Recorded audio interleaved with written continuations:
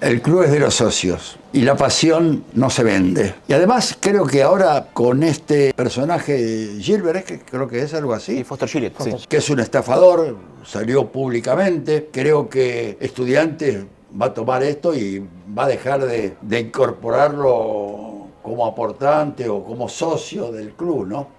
Es decir, las sociedades anónimas nunca tuvieron éxito. Yo me acuerdo cuando el primer grupo económico que vino de afuera tomó Quilmes, que yo no sé cuánto duraron y lo dejaron a Quilmes con una deuda terrible. Aparte, todos estos individuos, incluso no en Uruguay, en Europa, son todos, dejan al club pata para arriba, a los clubes. Entonces hay una experiencia.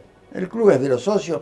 Además nace de la gente pobre que con una pelota podían jugar 10, 11 o lo que sean, con una pelota de trapo. Es sacarle la historia al fútbol, ¿no? Claro. Negarle la historia.